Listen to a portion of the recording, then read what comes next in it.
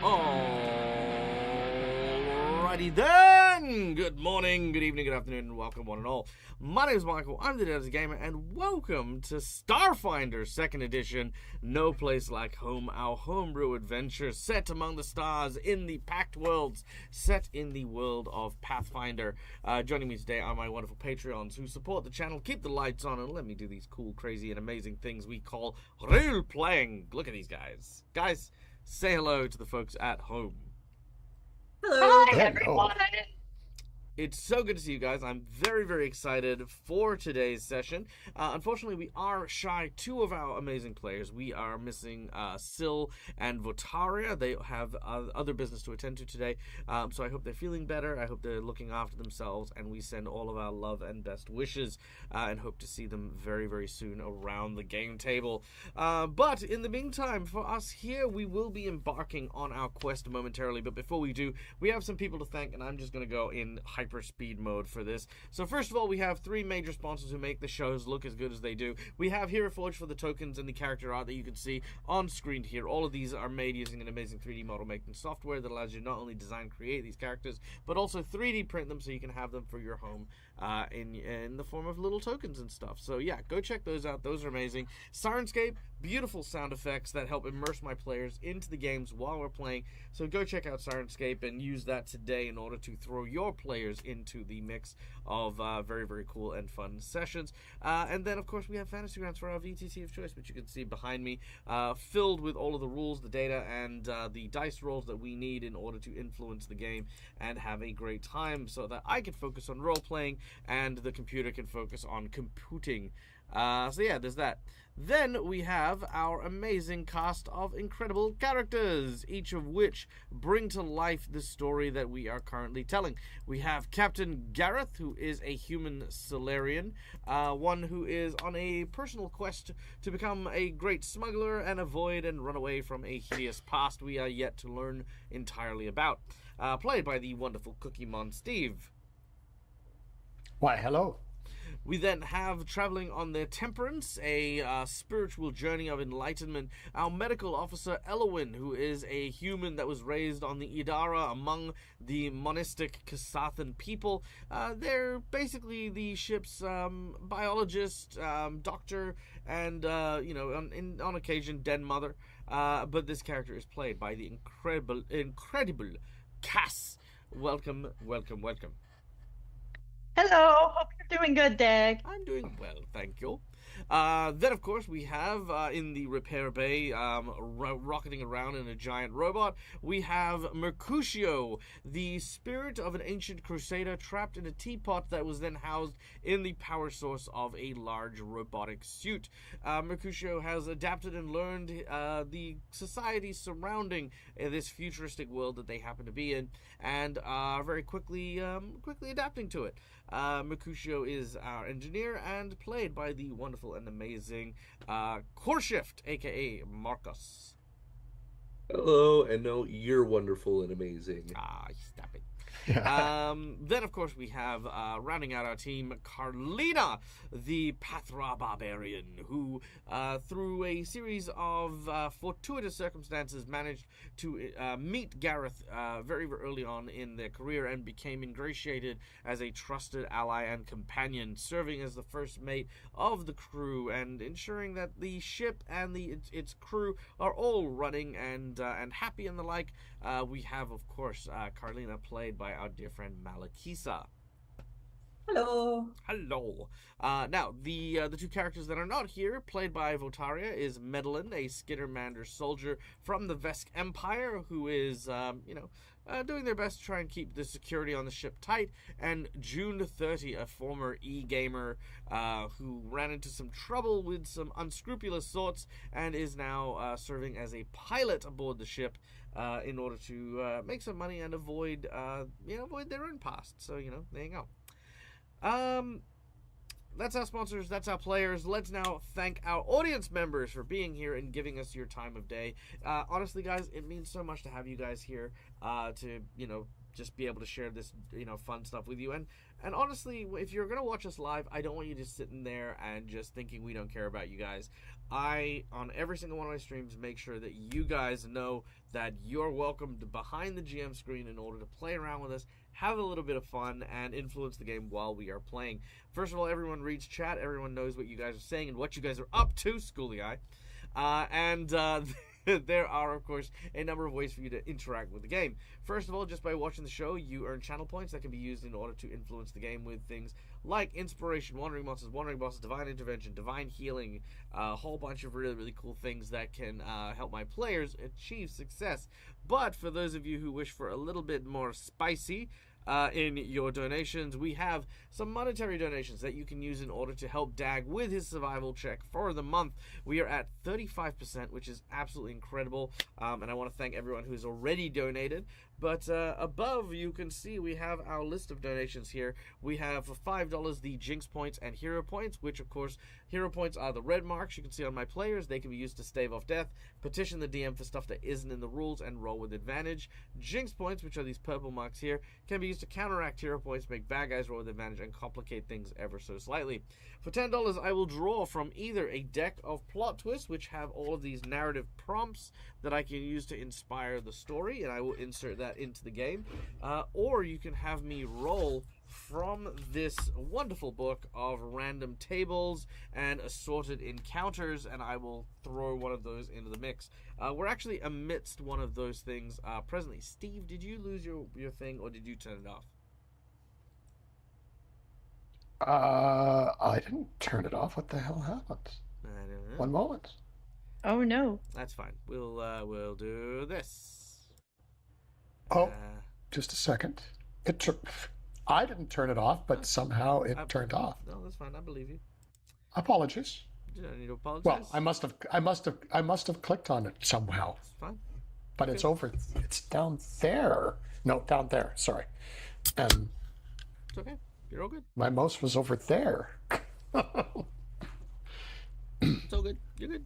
All right. Then we have our $20 donation, which of course is the coveted natural 20, which, because sometimes shit just needs to work when it needs to work, is a great way to guarantee a success in the endeavors our heroes are doing, unless it's something incredibly insane.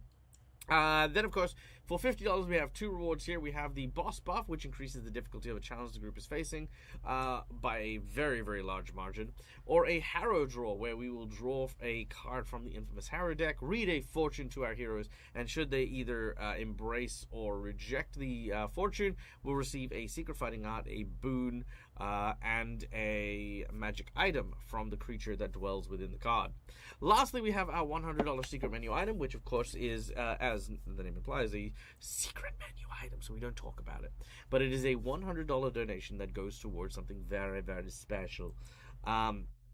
Now, as you guys know, Marcus has a long and sordid history with creatures that specifically hate Marcus's character. Thus far, we have not seen we haven't seen Marcus enduring any of that with Mercutio. We've given Mercutio, I think, plenty of time to acclimate to this sci-fi setting before having to set something upon them.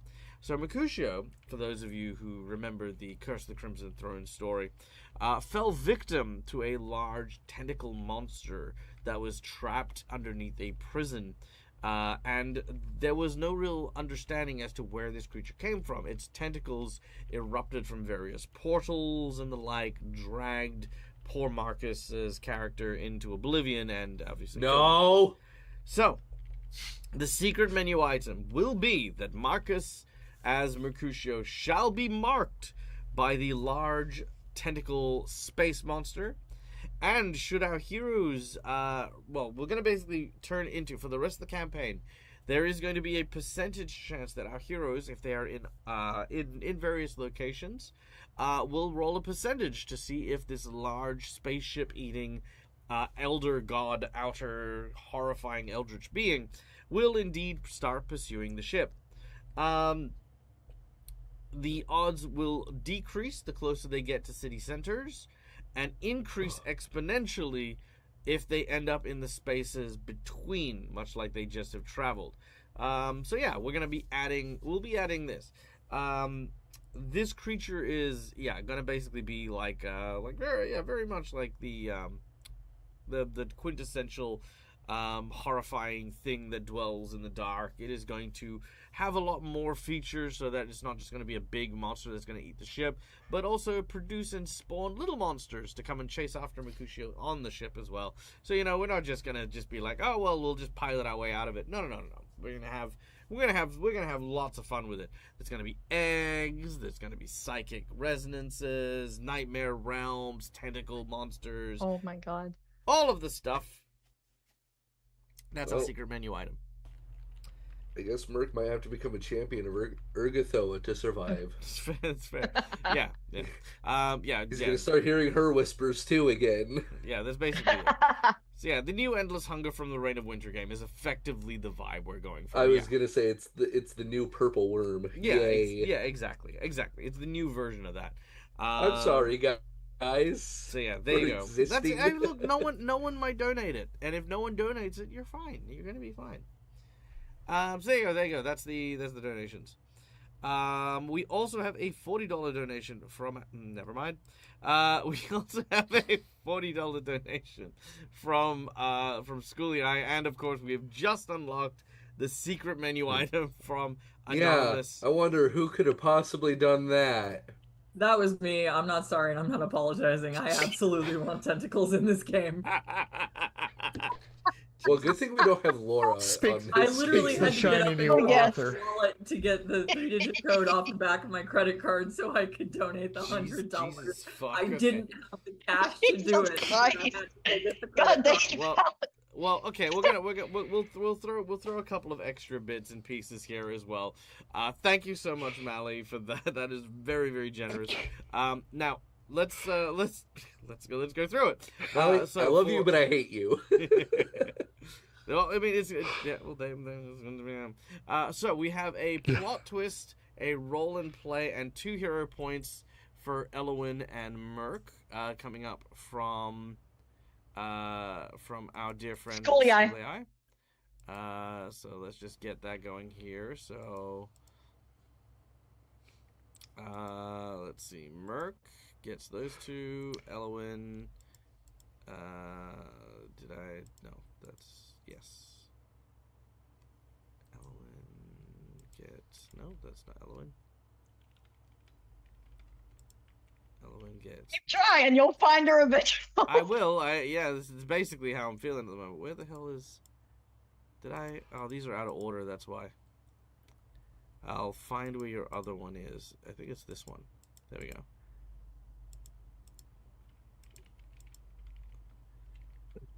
Yeah, Mercutio's one's out of order. That's why. Yeah, there it is. Okay, good.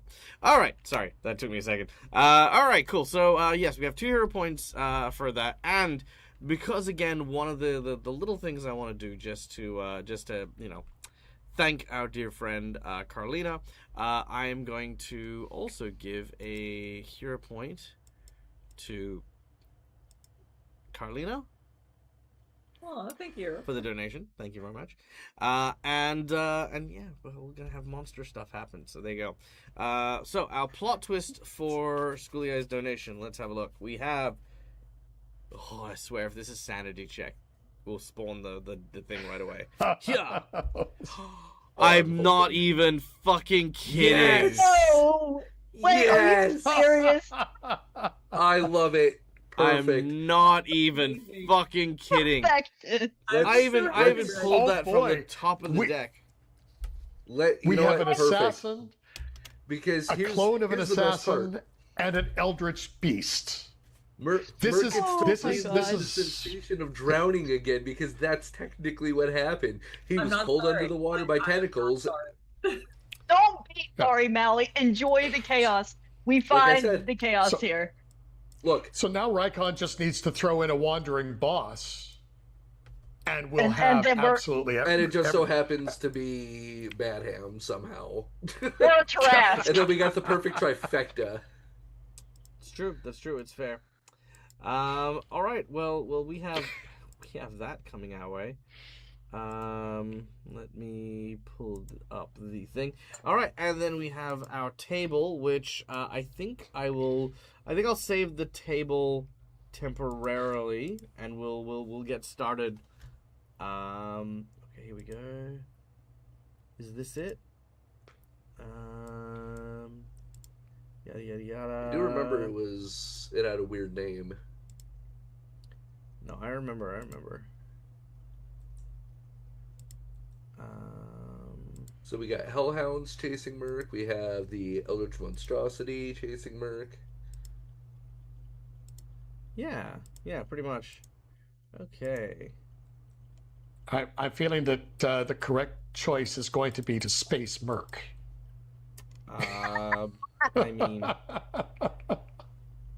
he doesn't breathe. If worst comes to worst, I mean, I'm not opposed to making another character. Well, yeah, but we're going to need a new ship as well. You'll be fine. And we're all going to die. It's like a TPK. What the hell? You'll be okay. Merc will just self-jettison, that's all. Yeah. All right, here we go. It is a CR-22. Yeah, I forgot about boy. Yeah. And we're level 3. All right. Let's roll. I think we were level 7 when we went to that place too, weren't we? Well, that's because you only fought a tentacle versus fighting the whole thing. Yeah, and that a tentacle was still grabbing for at least a 20. It's true. All right, well, there we go. So it is now in Lyxin. We have this ship-based combat thing, which we'll get into in a moment, along with our plot twist. And I think that's everything. So, without any further ado, returning back to our adventure, and hopefully our heroes can hear the music here.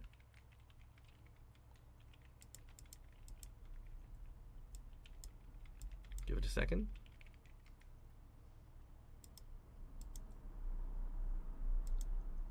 There we go. All right. Here's something.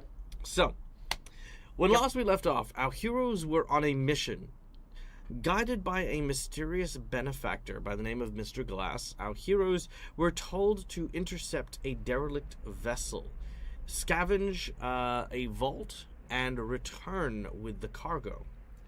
On the way, our heroes have endured a number of different, very exciting adventures as they have traveled.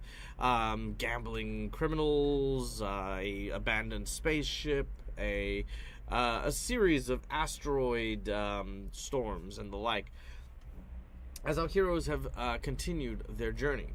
But none event has been stranger than the arrival of a strange and mysterious creature, a person who thus far has not given a name, but has taken Elwyn hostage in order to repair injuries that were done to them in a very vicious dogfight. It turns out that the intruder on our ship was a clone that was supposed to be decommissioned by an assassin who is well known and well respected. The clone must die, and the assassin has agreed to come aboard your ship in order to dispatch the assassin themselves, realizing how dangerous the clone is if not taken care of properly. Gareth agreed, knowing that, of course, Elwyn is still imperiled. Yeah, this is kind of where we're at. As, I think you guys tried to get into a bit of a fight with the clone, but after a short exchange, no, there wasn't a fight. Well, there was a fight, but he started it. Ah, yes. He shot Gareth. Gareth got hit pretty bad. Elle pushed Gareth out of the way. That was it. Mm-mm. Gareth did react. Did he take Elwyn hostage again? Yes. He never let her go. He took the bomb bracelet off of her, though. He unlocked her bomb bracelet. Mm-mm. And according to IT, the clone is out of ammo. Yes. You All did right. mention that at the last time. Yep, fantastic. All right. So, Elwyn, you are being dragged further into the ship. Mercutio, you and Medellin are sort of in the... We are still in the med bay. Merc managed to shut off the engines. Yep, yes, you did. That's cut right. the You power did- to the you- engines. Yes, you did indeed. June is on the pilot's chair, wondering why the fuck the engine's not working. And Carlina, you are out on the wing of the ship repairing some of the damages. Now, you, as you are repairing several hull breaches, watch as the single pilot ship docks with the airlock. You've been told about this person who is supposed to be arriving. And sure enough, disembarking from that vessel is this figure you see behind me. Oh yes, Medlin is in the vents connected to the med bay. Alright. The door opens, Gareth. He... Yep, keep going. This assassin looks at you, very much so, and immediately clocks your injury. Yes. So you found my clone. Yes, we did. Which way has he gone? Forward. We're in space. Forward in the ship. To the top. To the front. He leans down and uses a gun on you as he pulls something out of his jacket pocket. As he aims at your wound, it appears to be a cauterizing gel that immediately begins to staunch the wound that you currently sport, Gareth. He says, I would become accustomed to the idea that your crew may be dead already. Well, my med officer was still alive when he dragged her away. Only so long as she proves to be useful. The moment that ceases to be the case, he will kill her. Well, I would prefer that to not happen. This is a nice ship. We like it. He then says, a ship is a ship so long as it sails. Your engines are cut. Does that mean it's no longer a ship? It's also a ship when it's at anchor. But it's not an anchor. Oh, the engines are off. It's effectively anchor. He ponders this as we cut back to Elowin. Elowin, the clone, now with its wound treated, doesn't bother with the gun. You know it's not loaded, and you know they just kind of like sort of have you firmly. As they begin to drag you towards the bridge, the clone says, I don't have much time. You don't have lifeboats. The ship isn't moving. This is a difficult situation. I need options.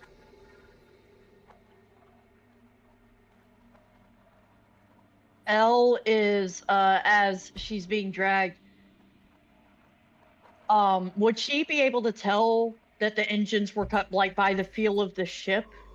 Or would she just have to be going off of his wording? Because I don't know if she would be able to tell. You can't tell, no, but he can. We're not... What the fuck? Why aren't we moving? And then she's gonna pause. Take a breath. No. Escape pod. We're broke. No. And she's kind of muttering to herself, like, and she's not trying to hide what she's muttering. It's just sort of like a stream of consciousness muttering. Then she's gonna go, I see the code. Is somebody coming?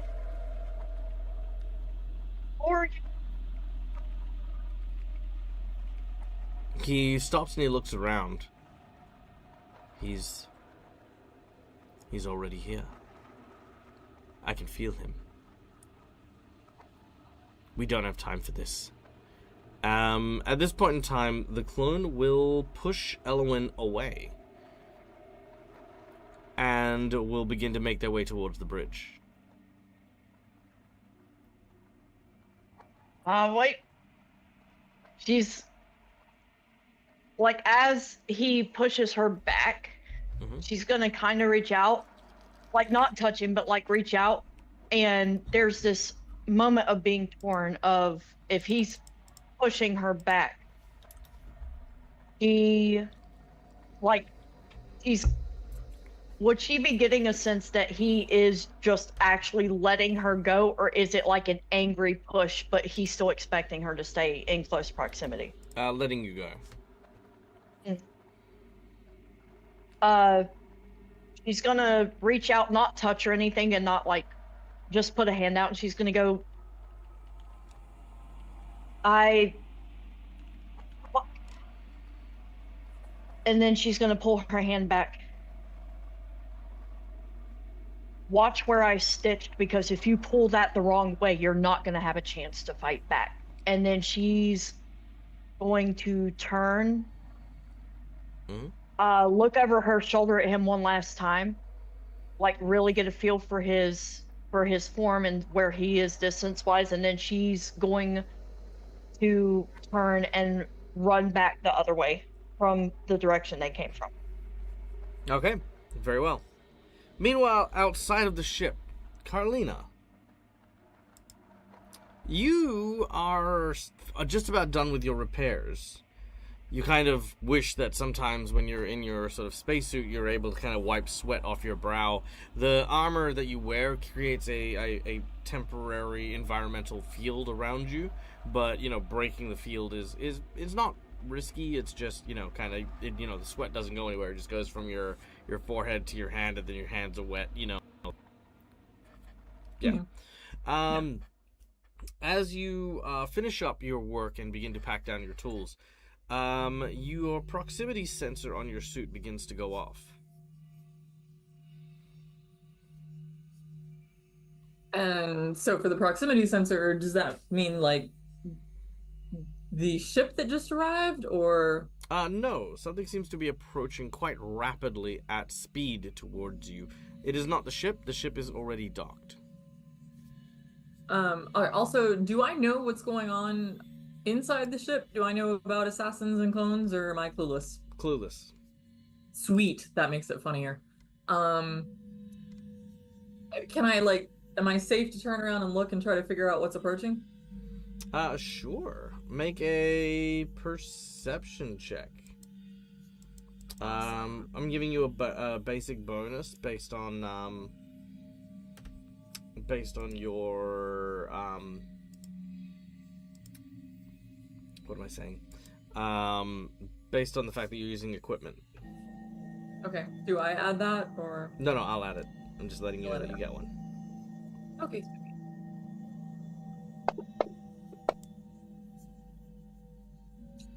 All right, nice. Yeah, you get a very, very good grasp of the direction this thing is coming in, and you recognize it as a very small, almost basketball-sized object heading in your direction. Basketball?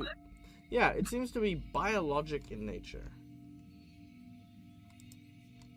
Do I recognize what it is, or? Nah, you got no clue. Okay. I'll get on the comms. Hey, Elwyn, there's something in near space that appears to be living and flying straight towards us. Do you know anything about that? Our comms working, because if the ship's cut, L is still kind of in that fight or flight mode right now, so she's like thrown. Yeah, your comms are, first of all, your comms are on a separate circuit, and cutting the engines has cut the propulsion. It hasn't cut the power. Okay, that's above table. I wasn't sure of how that part. So, L is going to get on comms to Carlina. Something outside the ship, living. You gave me the size. Give me a hot second.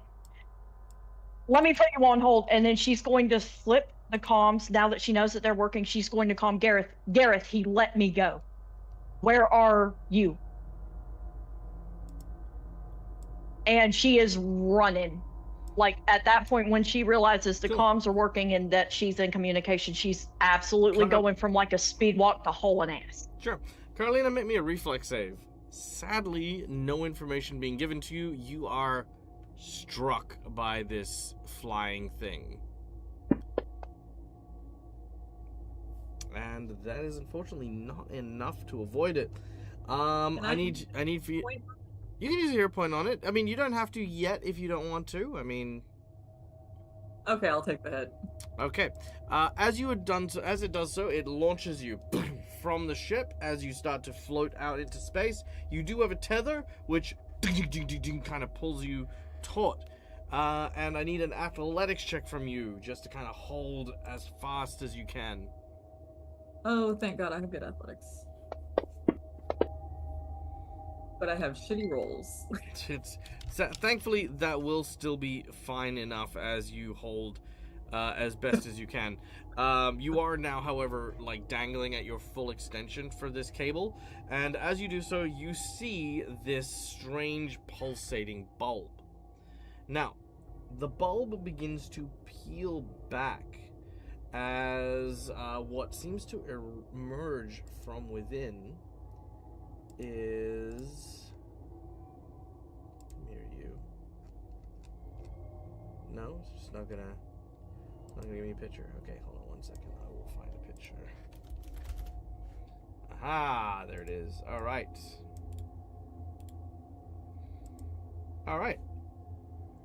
This is what begins to wiggle its way out of its cocoon. Okay, I'm gonna open the comm back up and start pulling myself back in with the tether. As I'm yelling. Well, you're not really going to be able to do both, because crazy thing is like the action economy of stuff. So, while this creature is wiggling its way out of its shell, we return back onto the inside of the ship. Mercutio, you have successfully in the engineering room shut off the engines. The ship is still.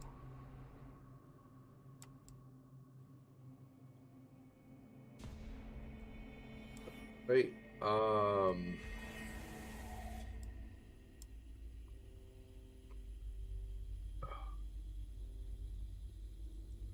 I'm trying to think of what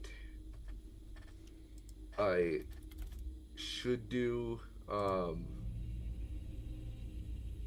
Would it? I mean, I already killed the engines, but just so Merc can make sure that June stays safe, he's gonna preemptively lock the bridge. As in you're going to like shut the doors down, shut the consoles down, like what? Like, tell me what security measures you're using. He's going to be shutting the doors to the bridge and locking them, and then he is going to call up to June, let her know that he is locking the console as well. Okay, very well. You do so, and sure enough, June will protest. I imagine, like what the actual hell. But then when you explain that there's an assassin coming, she's like, oh, okay. And probably the outrage turns to like concern, not knowing who or what this person or this creature that is now encroaching on her space is going to be. Yep. Okay, 1 second. And it's gonna tell her that if there's a place to hide. All right. She will immediately do so, going and finding a nice little safe spot in order to hide. At this point in time, I was gonna say, then if there is still time, Merc will call Gareth and let him know what he did. as you go to call Gareth, you activate your comms to speak to Gareth. However,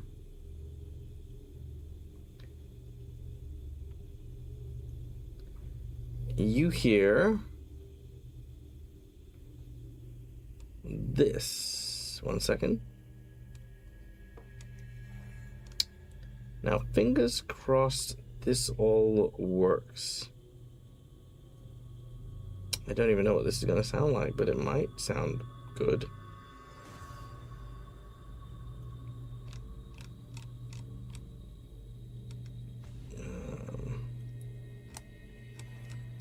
Okay. Sorry, 2 seconds. I'm just trying something. I haven't tried in a while, but we will see how we go.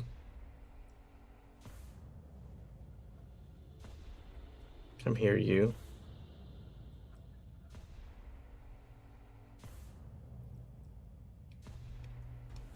All right. Okay, I'll turn the music down a little bit. There we go. Okay.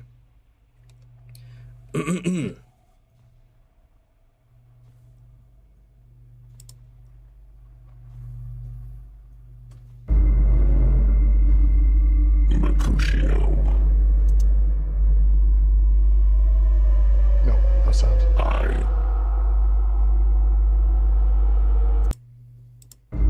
No sound. I just hear the low music.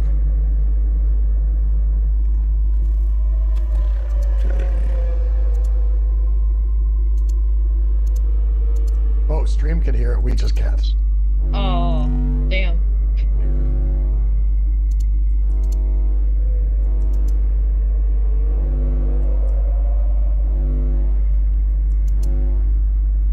Mercutio. Womp womp. What a womp. I just like this.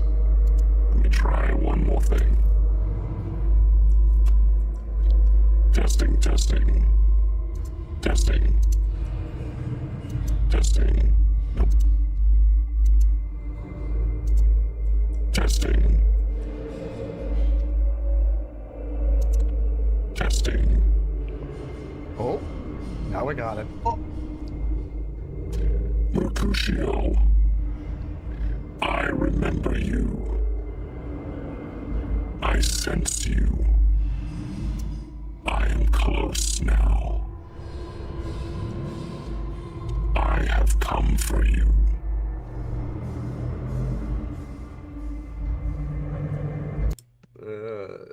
All right. I hope everyone heard that. Yes. Yup. Yeah. Cool. yeah.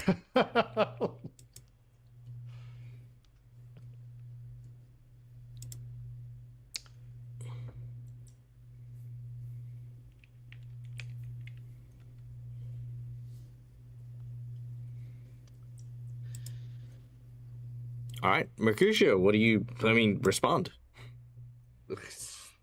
Oh boy.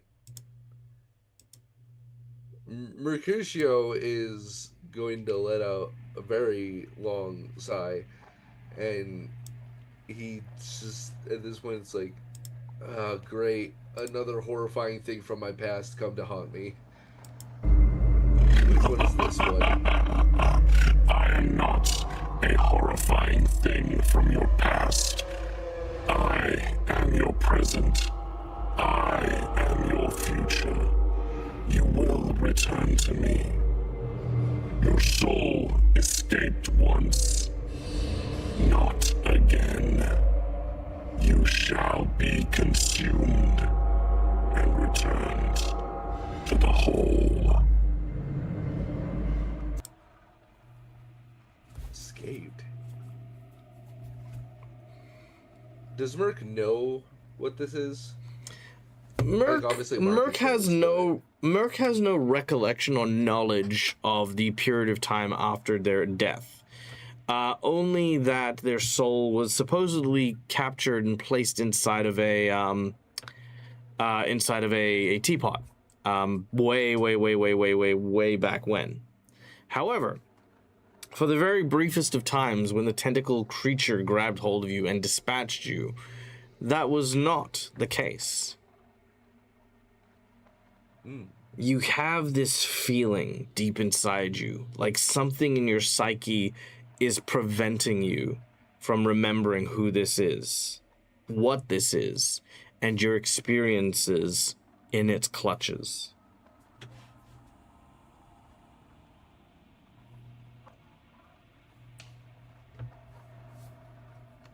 Yeah, that's not... Merc just thinks to himself, well, this is not good at all. He doesn't really know how to... Like, he is in abject terror right now. Like, this is... Other than something from, like you said, from his past that's coming back to get him, this thing knows who he is, and he's got no fucking clue, and that's even more terrifying. All right. You know, when I said I wanted people to know who I am, this is not what I meant. Mercutio. Let me in. Oh, fuck no. I need a will save. Yeah. I've already had one evil god try to get into my head. Oh, no, he doesn't want to get into your head. No, he wants to get into your ship. That's not going to do it.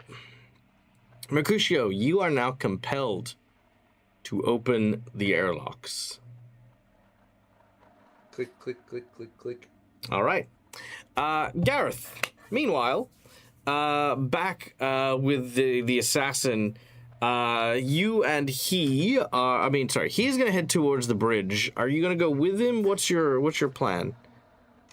Yes, I assume you're not attuned at the moment. There you go.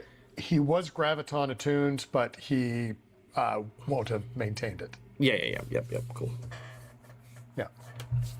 Actually, just as a note, I made a boo-boo on and the combat tracker showing attuned and unattuned at the same time. No, that's okay. I'll fix that. You are unattuned presently. Yeah. And so, yeah, he's following. Did the rest of us hear it, or only Mercutio? Only Mercutio hears it. Through the comms. Yeah, only Mercutio hears it. Even Carlina, all you can kind of hear, if anything. Again, yes, I know you can't hear shit in space, but I like to believe that force fields that all ships generally have allow for some sound to traverse through the electrons that can, sort of emit from the actual ship itself. That's what I'm going to go with, and that's why Carlina can hear sort of this almost chittering, screeing sound that seems to come from this worm-like thing. Yeah, and I believe that Elle actually calmed Gareth and told him that she'd been let go. Mm-hmm. Yep. So that's the message you get just now. Yeah. So he's hearing that, in earbud or whatever. I'm assuming. So I don't think the assassin will have heard that. No. And at which point, he's actually going to look at the assassin who's on the ship, and he's following, but he's actually reaching for his. He's not going to draw, but he's making sure that he's actually got his stun pistol on him. And he is going to graviton attune behind the guy because something doesn't add up in as far as his head's going. He's got the clone, which did have Elowen there. He also shot him. But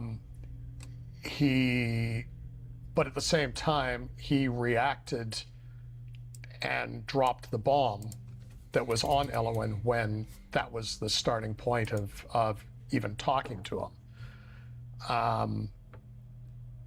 So like at this point in time, Gareth has got, he's actually ready to, he hasn't decided what he's going to do yet, but he's not trusting, he's not happy about the assassin and the fact that the assassin's going, well, she's just dead. And yet she was released. Something okay. doesn't add up. I'm gonna say make a stealth check. This is just to kind of very surreptitiously have your hand on the gun. Yep. Let's see how this guy goes. 15, not bad. Let's see what your perception is like.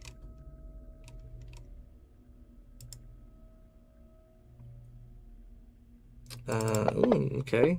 It's pretty good odds. Okay. So, as you've gone for your gun, the assassin sort of stops in the hall. Are we gonna have a problem, Captain? It seems like you're particularly on edge, and not in a way that I find all that comforting. Perhaps a gesture is what's required in order to earn trust. This is, after all, your ship. Do you fear me, Captain? I don't know you.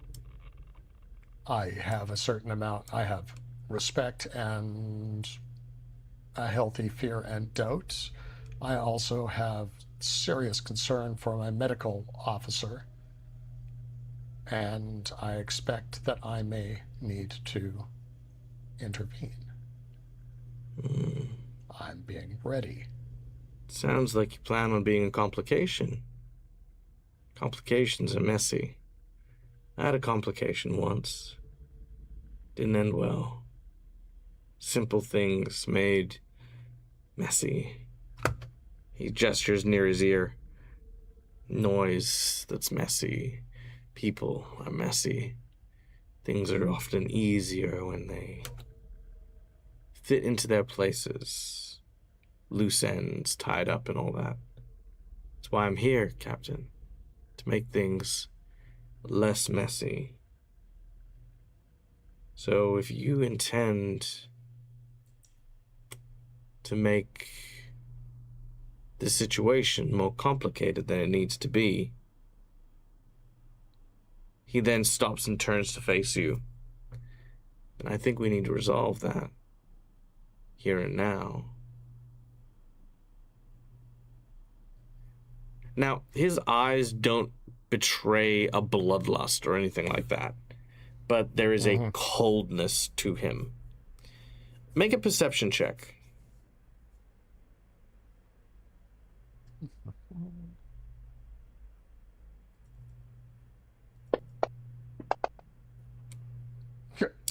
You pick up nothing. It's fine. Yep. Yeah. It's...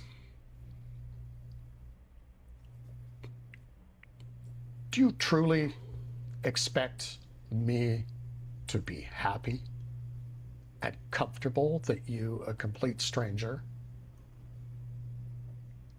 are on my ship tracking a clone that you say is as dangerous he is, that is holding my medical officer hostage?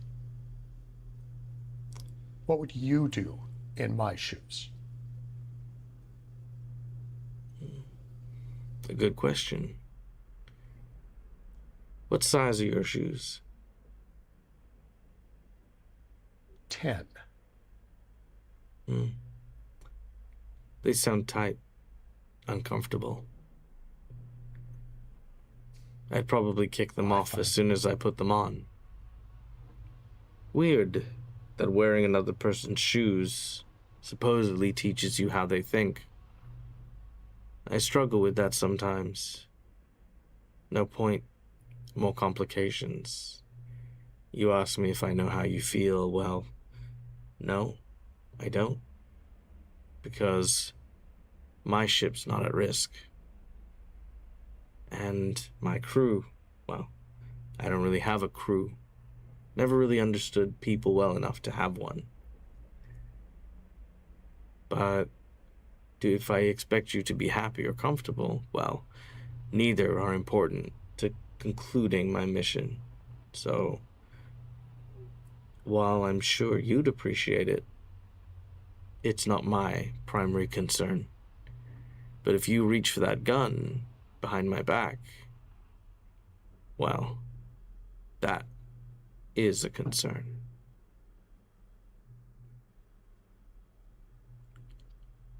I'm making sure that it's holstered and safe. You don't need your hand to make sure your gun is holstered. Now, he has placed his hand just above his gun, so you know he's ready to quick draw against you if need be. He is, like I said, it's not so much that he is trying to quote-unquote threaten you, but I don't want to say it's not hostile. It's like your caution here is something he doesn't know what you're going to do. You know what I mean? So it's kind of like it's a mutual gauging of each other in this situation. Yeah. At this point, Gareth is going to go, well, you may not need to touch your sidearm. I do. Now that I know it's there. And he'll raise his hands away from it, going, I knew it was there. I wanted to ensure that it was safe. Okay. Is that the defuse attempt, or is it like an actual? That's a defuse attempt. Okay. He'll look. It's. I mean, obviously, it's a bit of a lie because you aren't going, oh, good, my firearm's there. You're kind of like staying on guard. He can read that. There's no sheltering that, but he will accept what you are trying to say here, and you're trying to de-escalate. He says he thinks that you should lead the way to the bridge.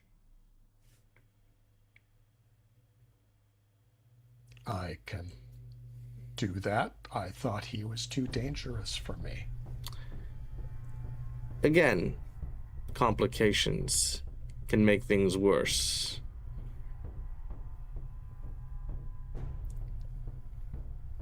Enough. All right.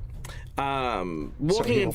Go past and yeah, walking in front. He doesn't have his hand on his gun, but he walks just next to your peripherals, so you can always kind of keep an eye on him.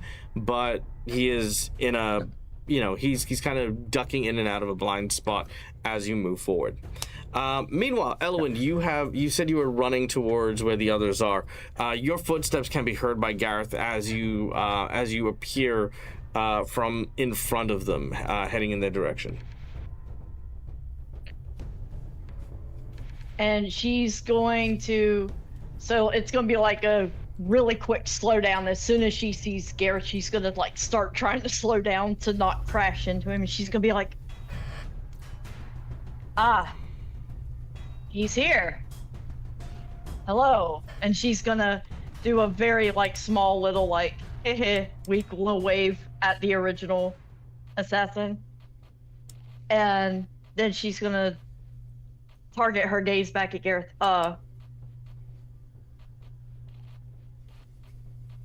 Captain, hello, I'm here. How can I help? Go to the med bay. Prep.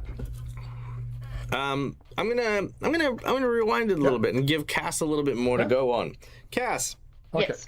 we've talked before about asserting yourself as a player and as a character. So we aren't gonna enter a scene and immediately be told what to do.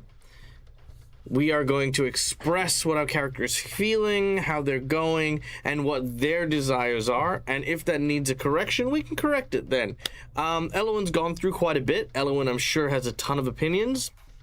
Let's express some of these before we shuffle you off to go and, Yes. sit in reserve for a little bit. So, yeah. Yes. So internally, in this moment, she clocks Gareth. She clocks the original, who she is assuming to be the other guy that the clone warned her about. Well, given he looks exactly the same? Yep. Yes. He clocks both of them in this moment. It's like there's a slight sagging in the shoulder, like a slight drop in the shoulders of relief at seeing Gareth still alive and seeing that his wound that she saw him receive has been at least cauterized, at least somewhat addressed on a surface level. Then she sees the other guy, and where that drop in the shoulders has just happened, she re-tenses back up. And there is a moment of her internally trying to size him up. Because his hands are currently not on any weapons, right? The assassin? Yep, they're not on any weapon. He is clocking that there are no hands on weapons. He is clocking Gareth, or no hands on weapons for Gareth either, I'm assuming, Steve? No. And she's clocking where they're positioned in relation to each other, with Gareth being slightly in the front. And she is a little bit struggling for what to say and how to move in a way that she does not escalate again, because she just got literally pushed back by the clone. And can she maybe try to gauge whether the assassin because she has just come on the scene, she is still very much in trying to assess, like that assessment of a medical doctor sort of mode. Could she try to look at the assassin and see if there are any wounds on him that might be similar to what she just did treated on the clone? Sure. Easy as, you see no wounds on this guy. Okay. Seeing no wounds on him, remembering how much stitching and medicine he just did on the clone, he's gonna take a breath, go, everybody all right? Captain, you look a little better than when I last saw you. Our new friend seems to have done something. Are you all right? Uninjured and unharmed, but Captain, he pauses for a second, gauges that if the clone can tell that the ship's engines are cut, this guy can probably do the same thing if they're of similar stature and physiology. The ship quit moving? Who made the ship quit moving? Did we get hit? Not to my knowledge. I don't know why we've stopped moving. I haven't checked yet. We've been a little busy moving after our other friend. I'm sure Meanwhile, that either Merc or June stopped it. Meanwhile, as Gareth shares these sentiments, the clone appears to get to the bridge door. The door then immediately locks. He tries to open it, but it doesn't seem to budge. He angrily kind of realizes that someone in engineering is sabotaging his attempts to take over the ship. And he ponders whether to go and kill that person or to open the door. open the door. So he is going to begin sort of ripping out the panel and starting to rewire it to gain access to the bridge. June hides underneath the table, waiting, hopefully, for rescue from one of the other crewmates. Meanwhile, out on the wing, Carlina, you are being kind of like floated at the end of your tether as you watch this screaming worm-like thing suddenly sort of like, it's very weird. It almost enters a trance before starting to slither along the hull down towards the airlock by engineering.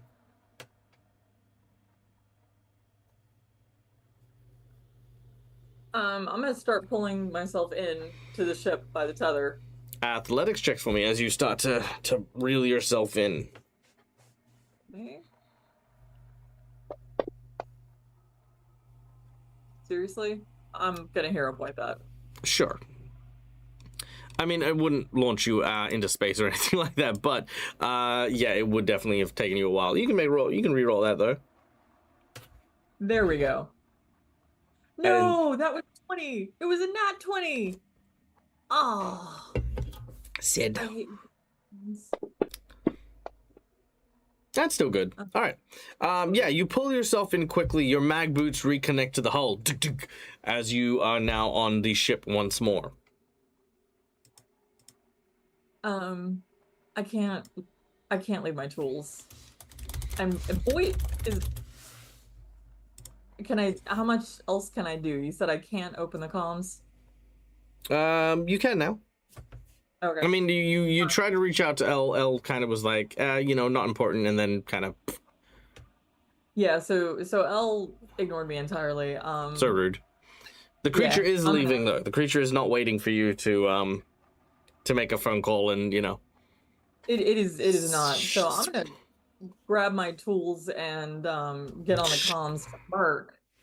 I was like, hey, Merc, there's a thing slithering into engineering, or slithering towards engineering, which is where I'm gonna be coming in. What's going on over there? Can you shut the door or something? And can we figure something out? I am glad that Carlina asked him to shut the door, because I wanted to make this reference the entire time. Merc responds, "I'm sorry, Carlina. I'm afraid I can't do that." Well done. Merc, what are you talking about? Close the door, Merc. There's something out here. Well, the door's already closed. Generally speaking, one doesn't leave the door to space open. Well, he opened the air vents, didn't he? Yeah, No. I opened them. No, he hasn't yet. Oh, I thought he did. Oh, Nope. Yeah, you've been 'cause I- you've been told to. You haven't yet. We haven't given you the time to yet. oh. Oh, okay. Yeah. All right. Also, you can't see them. He's, like I said, I'm just sorry. That was partially my bad. I said that he's heading towards where the airlock is. That's just location-wise where Carlina is seeing it go, not that it's open. Oh, got it. Okay, in that case, I'm a little bit confused. So, all right, sorry, Merc. No, it's fine. No, you can still talk to Merc about this creature and stuff. But yeah, right now it's heading towards the engineering airlock. It's beelining. You know what I mean? It's almost like that's the distinct location on the ship it's heading. Is there another airlock? There are 3 airlocks in total. There is the docking airlock, which is where the assassin's ship is. There's the engineering airlock, which is where you would often climb onto and off the actual ship itself. And then there is the emergency airlock, which used to have a lifeboat that no longer does. So it's basically just a door to space. Okay. Okay, Merc, I'm gonna need you to lock down the engineering airlock. Boyd and I are not coming in that one. There's a weird creature thing over there. We're gonna come in the emergency airlock instead.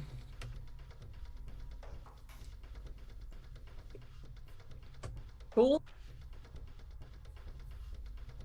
Of course. All right, Mercutio, make a deception check. Carlina, make a perception check.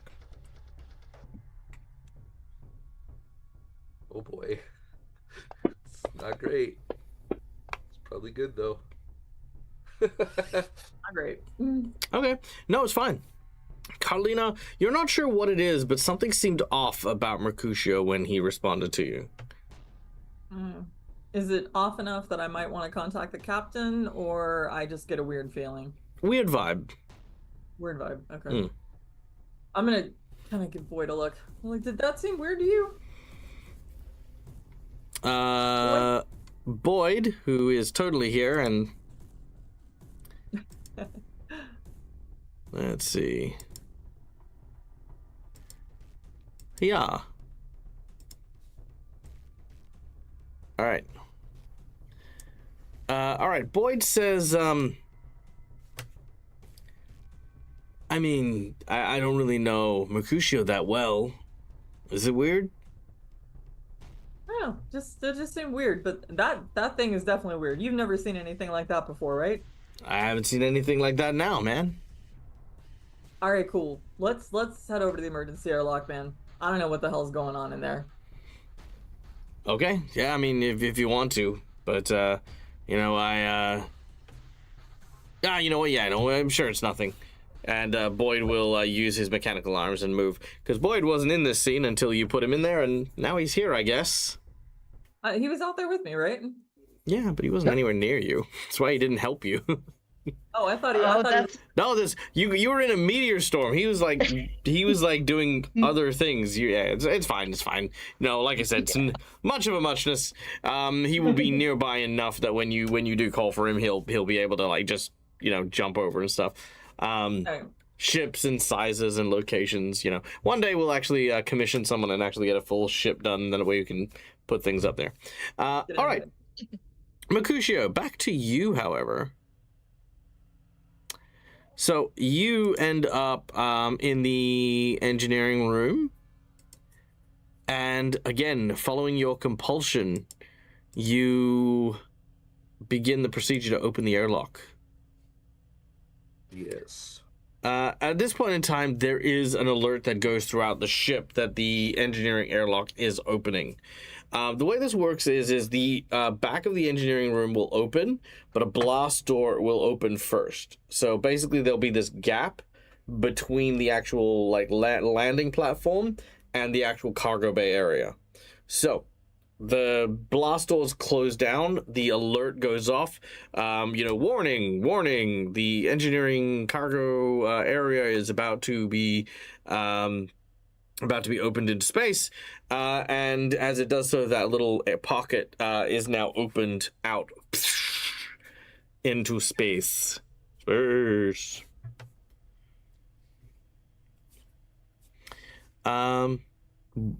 guess what's everyone's reaction?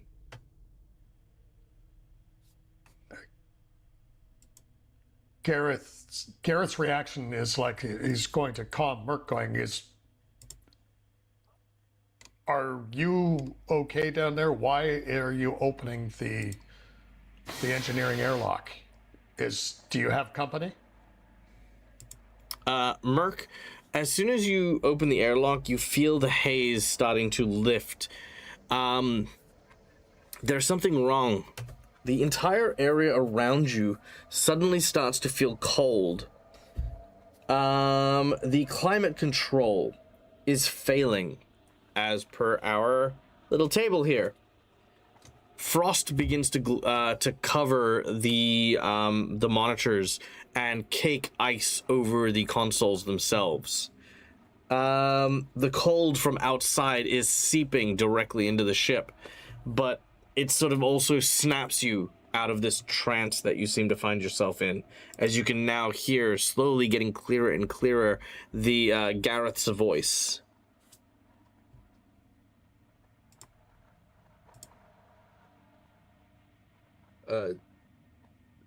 Merc. Oh, I don't know how to react in this situation.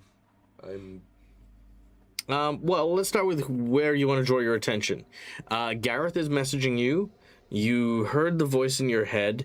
There's still some confusion, and the door is now opening to allow whatever it is beyond back in. Okay. I think for Merc, if there's still a lot of confusion going on, and you know, there's the voice and then Garrett's voice.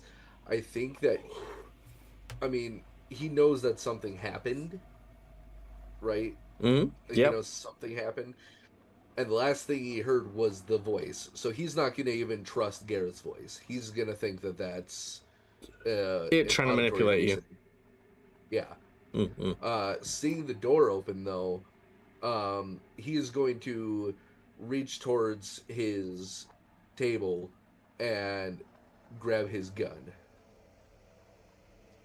Okay. Yeah, you grab your firearm. If you don't believe the captain's voice is the captain, whoever's voice you think it is, what would you say to them?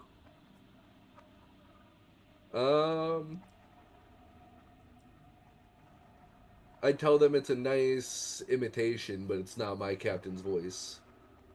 All right, Gareth. And then hang out. Oh, wow. Okay, yeah, Gareth, that's what you hear.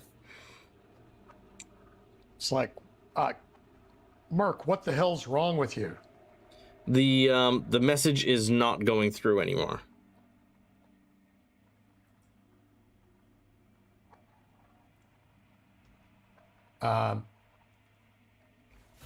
He's gonna switch comm or channel to Carlina, going, Carlina, something's going on with Merc. I don't know what it is. Where can you get to engineering? The gate, the airlock is open. We've got all the warnings. The airlock's being opened. I unmute before I talk. Those are the rules. Yes. I do hear Gareth, right? Mm-hmm. Yep. Okay. I thought that was a weird vibe. No, I told Merc to keep that door shut because there's some weird thing with a big old tentacle and mouthy teeth on it going to engineering. Boyd and I are headed in through the emergency airlock. What do you mean that airlock's open? That airlock should not be open. That would be bad. That would be very bad. It's opening. We've got the alarms. That would be bad. It's yeah. At this point, am I closer to engineering or am I closer to the emergency airlock? Given you were making your way to the emergency airlock, you're closer to the emergency airlock. All right. I'm much closer to the emergency airlock, Captain, but it needs to be open. You can't open it from. You should be able to open it from outside. Is it locked down? You can't actually open it from outside. Yeah, you can't open it from the outside. Generally speaking, not a good idea to open airlocks from outside of a ship. Well, generally speaking, you would have someone so that they can get in if they have to with it locked down. It might be locked, but that would just be basic health and safety. You've got your yellow. It's like you've got your yellow vest on, right? It's. I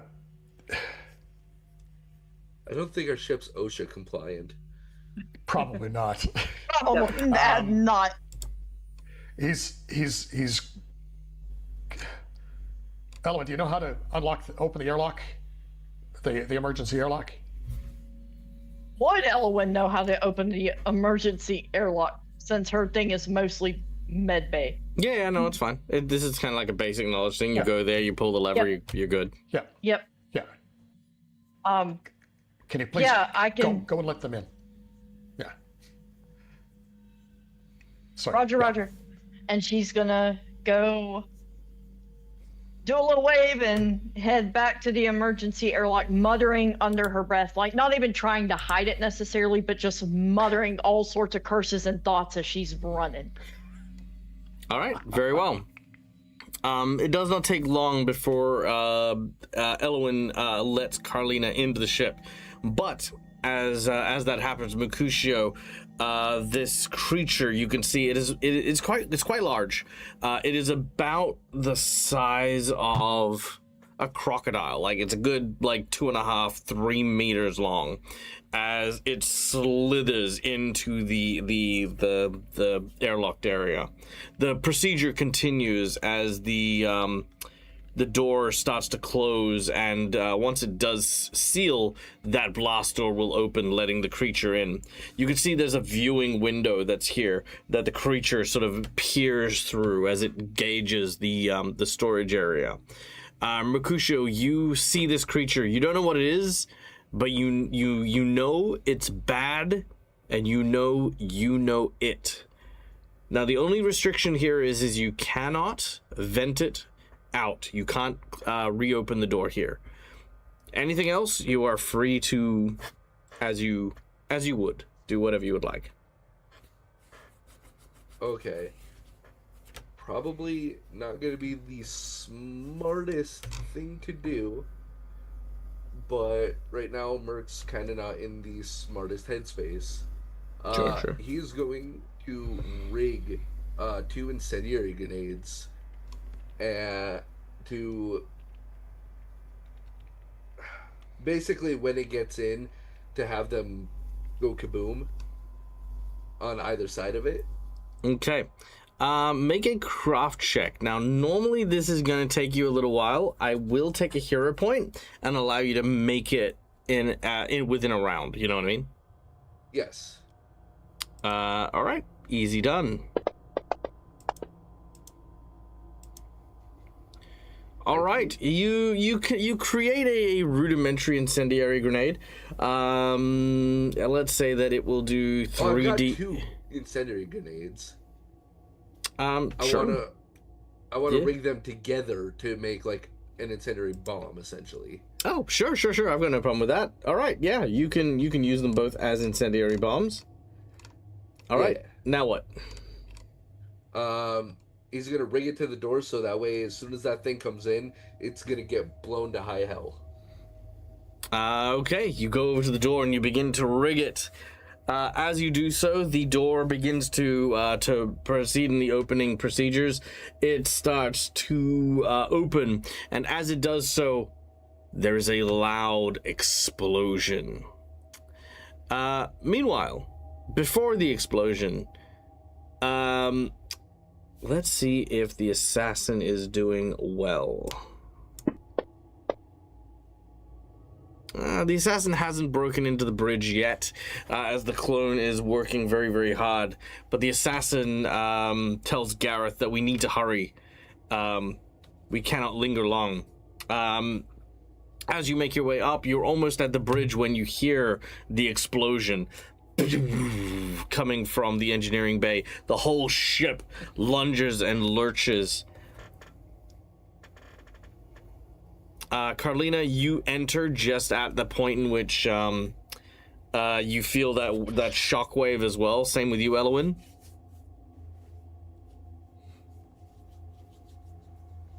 So we enter engineering right as the bomb goes off? No, you enter the emergency entrance as the bomb goes off. Okay. Mm-hmm. So, all right, so we get the emergency entrance closed. Mm-hmm. I immediately start taking off my gear and the mag boots and everything, and then I haul ass down to engineering, pulling my hammer grabbing my hammer and running. All right, Elwyn, what about you? Carlina has said but 2 words before they've started sprinting down the hallway. As Carlina goes, Elle is gonna yell, "Be careful!" And Elle, if the airlock is closed again, Elle's actually going to try to head back to the bridge. All right, you do so. You trip over Carlina's tools. Ow. And you keep going. Actually, when you yell back, "Be careful," she's gonna yell over her shoulder, "Space tentacle!" What? What? That's all you get, just space This tentacle. conversation and then Scooby-Doo with it. Yeah. Elle's going toward the bridge, Carlina's going to engineering, and we're kind of like Scooby-Dooing it, and it's so funny. Yeah, that's pretty much Space it. tentacle. All right. Yeah. Gareth, what's your take as the explosion happens? Yep, good job, like, Steve. God. Yeah, I know. It's like he's just going, God, I hope Carlina can take care of this. It's like, we need to hurry. I believe the assassin actually said we need to hurry, and Gareth is agreeing and stepping up the pace. All right. You turn the corner and you see the assassin trying to break into the bridge. He has not broken into the bridge. The one next to Gareth sort of steps forward, pulls out his firearm. End of the road. So it appears. He stands and he sort of raises his hands, turning slowly. I never thought it would end this way. I thought it would be different. You were programmed to think that, but there was only one way this would ever end. I suppose you're right. We don't do final requests, but perhaps you would show me one kindness. No. 2 bullets fly into his chest. 2 more follow in quick succession as the clone falls to the ground in a pool of their own blood. Gareth, you are looked at by this individual. With that, our business is concluded. You would not see me again. Or if you do, it will be the last thing you see.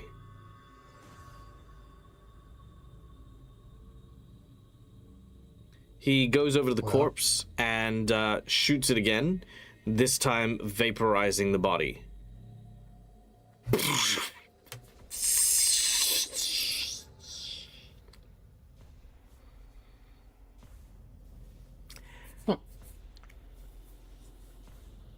Are you getting off my ship? Yes, I think I will. Good day, Captain Gareth. You do not remember telling this guy your name. As he begins to leave. Do I know you? No. But there are people who know you. Many people. You're not my job. He, as he says this, it implies he's an assassin. He's paid to kill people. Someone's paid for something to do with you. A bounty is likely on your head, but it's not a kill contract, which means he's not after you.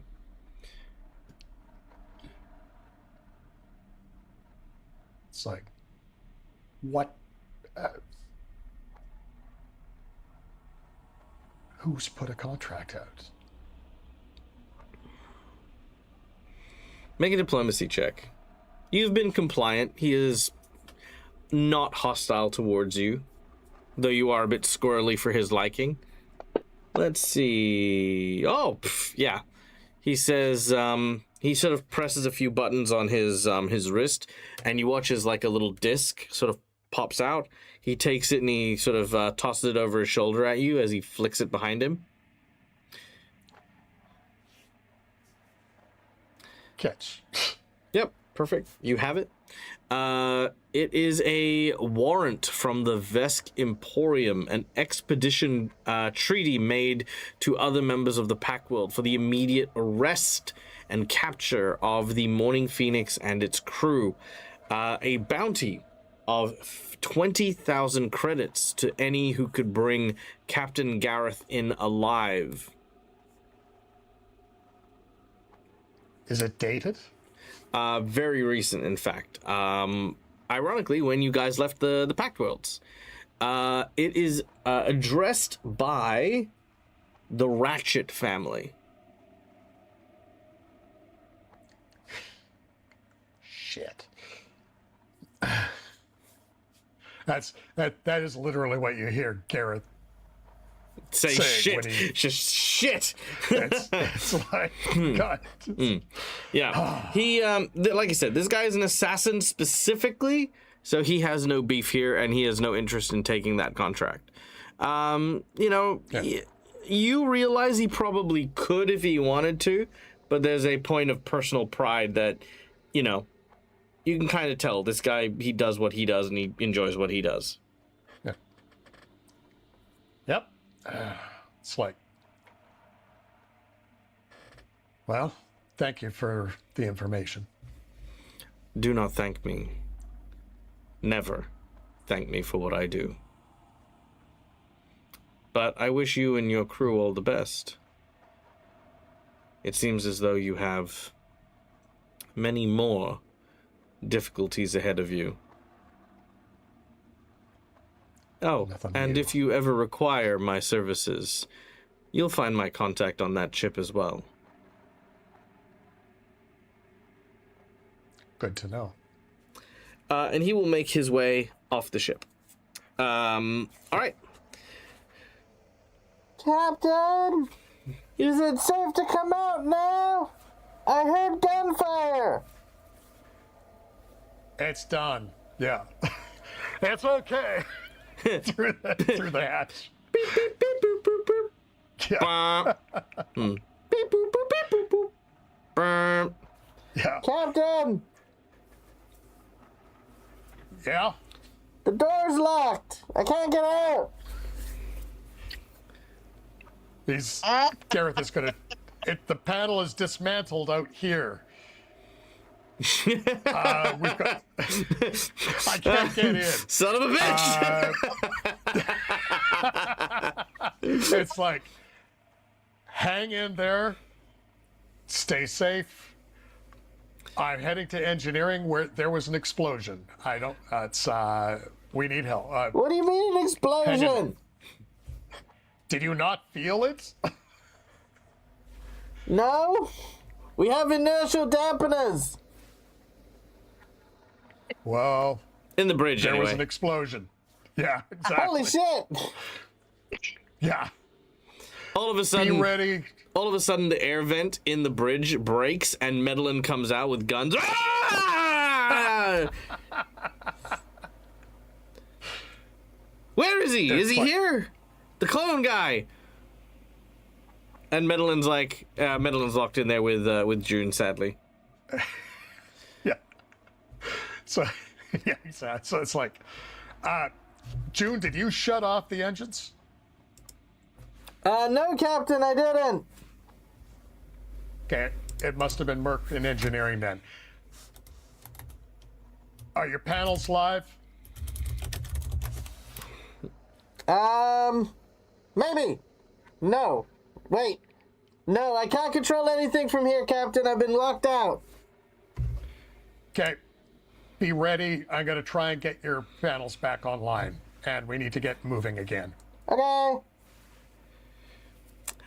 Meanwhile, back in the engineering bay, smoke explodes outwards. Roll your damage, please, Mercutio.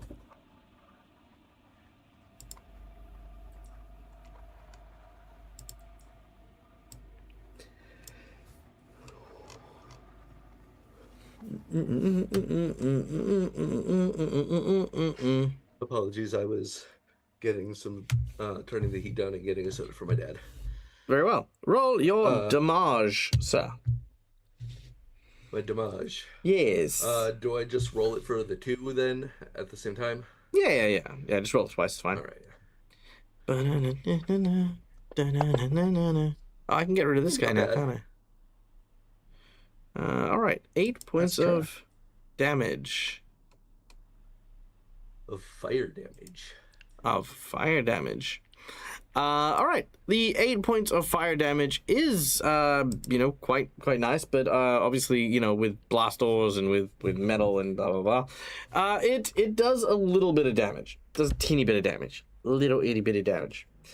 The tentacle creature, however, manages to wiggle from the smoldering smoke and rises upwards.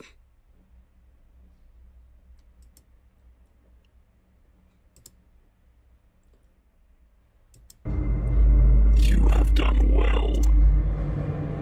Now, I will reunite you with the whole, and your crew shall follow too. But only once I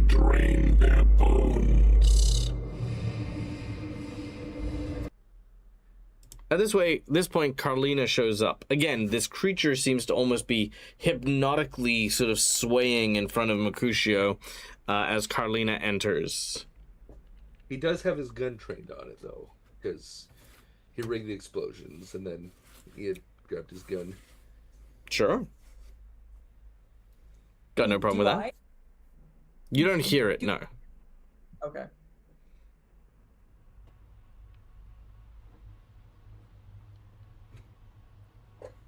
Mark, get that thing the fuck out of here! Beat that thing with your fucking hammer! It turns to face you, and we're gonna go into initiative. All right. Now everyone is on the move, so let's see what we end up with. Okay, menu, initiative, roll initiative. All right, it's gonna go first. Of course. Let's see. Oh, this is gonna be nasty. I hope you don't like your bones. Oh, you know it's gonna be juicy when you start combat like that. Good grief! I mean, Okay. It did say it was gonna go for your guys' bones. It did. All right, so It's a bone stay for this thing. all right, so you ready for this absolute horror? It swoops down, slithering as a move action towards Carlina, producing a proboscis strike as it opens its mouth like a fucking predator, and a needle attached to a big fleshy appendage strikes Carlina. Let's see if that actually works. Carlina. Oh wait, sorry. Ignore that one. That is not the thing. There we go. I missed. Oh, a natural 7. That's not going to do it. Jinx point. I want to do the cool thing. Give me a jinx point.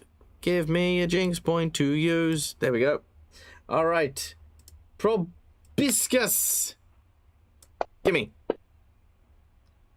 Much better. All right. 30 to hit. Carlina, you are struck for a whopping 11 points of damage. Fabulous. Damn. As this happens, you hear a terrifying slurping noise. As you have failed. Now, this is nice and easy because you feel bad. You are sickened. You feel very bad. You're not entirely sure why. That is until you realize this thing is drinking the marrow from your bones. I paid for this, didn't I? I did. I paid for this. You did. You sure Yes, did. yes, You paid did. a lot of money for this. You did. Okay. You did. Yeah, I mean, yeah, it's sampling you, and just wait till you figure out what it does. But yeah, so yeah, it just basically sucks the marrow from your bones. So move action, attack, and then marrow suck are its full actions. Yikes. Then we go to the assassin's gone. Tybalt doesn't get a turn. Get out of here, Tybalt. Mercutio, you're up. Yeah, Tybalt's supposed to go at the end of my turn if I get. Yeah, he will. actions. He's just a creature on the board, so I can see his stats. Yeah. All right. Well, we're gonna immediately go into overdrive. So I have to. So he's gonna grab his core, turn it clockwise with a couple clicks, and I have to make the crafting check. Mm-hmm. Do it. Is that a success? It is a standard DC of my level. A standard DC of your level is 18. Oh, just barely. But you make Right. it. I do. So, my additional damage is equal to half my intelligence modifier, but because of my level 3 thing, it becomes 3 additional damage I get to do when I attack. All right. That is one action. Second action is I'm just gonna shoot him. All right, go for it. He's not on the tracker, so I'll have He's on the tracker. I don't see him. There, And now I see him. All right. Get shotted. Hero point, please. Very well. Hero point it is. That's a lot better. Nice. A hit. As he gives it a nice little plow. Right All into right. the side. 6 points of damage. Very nice. All right. And I think you've got one more action, yeah? Overdrive, shoot. Yeah, I've got one more action. I'm not really sure what I could do with that action though. Take cover? I'm more worried about. I'm more worried about helping Carlina stay alive. So, may I get an intelligence check or something to? Sure, make an intelligence check. All right. Intelligence is my highest stat, so that's +4. That's a 9. Sadly, no ideas come to mind here. Again, just taking cover for Kill now it till is. it dies from it. Hmm? The plan's kill it till it dies from it. That's basically it. Yeah. All right. Elwyn, you'll be up next. Didn't she run to the bridge? Yes, she is running the bridge. You will bump into Gareth, who is on his way to the engineering bay.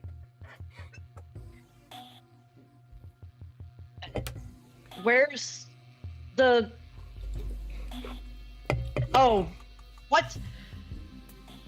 Take your time. Would Elle have felt the explosion? Yes. Okay. So Elle heads off, meets Gareth, sees that the assassin is no longer with him. Would probably at least clock that something has happened to the clone if she didn't actually make it to the bridge in time to see the vaporizing. And very quickly in her head, that's one threat at least mitigated for right now. So she's going to go to Gareth. Explosion, where was it? I felt it, but I don't know where it was. I don't know. I'm assuming it came from engineering. Let's go. And she is going to then, all this running across the damn ship like a lunatic. She's going to follow Garrett's lead down to engineering. How many rounds is it going to take her to get there? Not long, but definitely a couple of rounds with Gareth.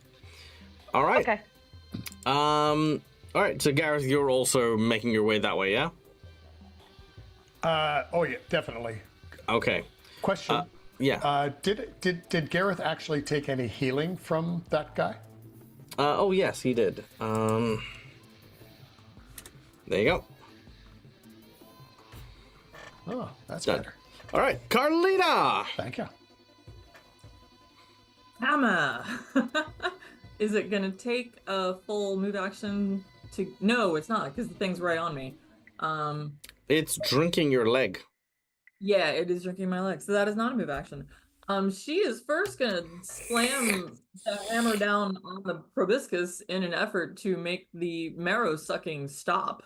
Hammer and nail goes straight through your bone. Yeah, like she wants to like just slam the hammer straight down on it to like break it off, or yeah, make that stop. All right, let's do it. Yes. You apply the discourager. Yes. The that's what we're gonna call it. discourager. The discourager. I love it. That'll miss. We are going to nat 20 that. Ooh, dang, that 20. All right, let's do it. That is just going to happen. All right, let's land that crit. All right. And roll me a percentage when you're ready. No, that was the wrong button. Yeah, don't forget to hit the crit and don't forget to drop it on him. Yes, that is why I said ignore that. I forgot to hit the crit, and then you can't I'm ignoring it. All right, 15 to a 20 because you hit one of its weaknesses. Nice. Ah. 44. Ugh, unfortunately, no extended thing. However, it is brutally injured from that first hit. That makes me happy. All right, And we're gonna hit it again. let's do it. Is it still sucking marrow? Did I manage with a crit to make it stop sucking marrow? Well, I mean, it's an action to suck marrow. It's still piercing your leg, if that's what you're asking. It is still piercing my leg. Okay. We're gonna hit it again in the same spot.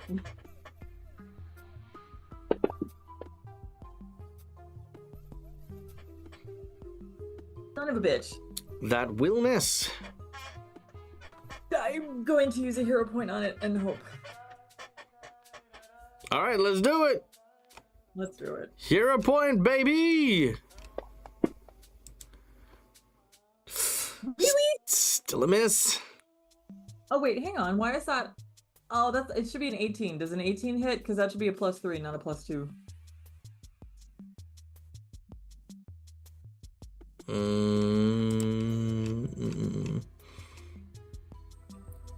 It looks like your attack is a +7 normally. -5 would make it a +2.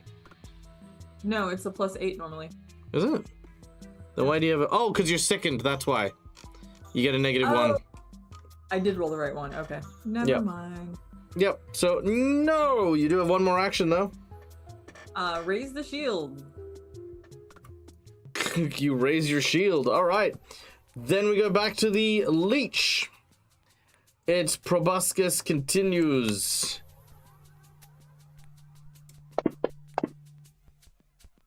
Oh, terrible. Let's jinx point that.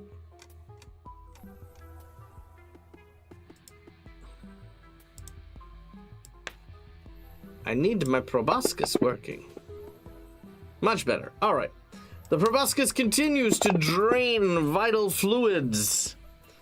And as it does so, this time there is something slightly worse that is going to happen. Oh, half damage. Well, that's still going to be bad. All right. As he drains your bones crack and break from the pressure, not having much left on the inside. You watch as your thigh muscle begins to wither and crack. As he casts Warp Bone on your leg. That's horrifying. I don't like that. Yeah. Maybe this is what you should have used the nat 20 on. All right. And unfortunately, the marrow bone drinking is going to keep at it, increasing your sickened condition to 2.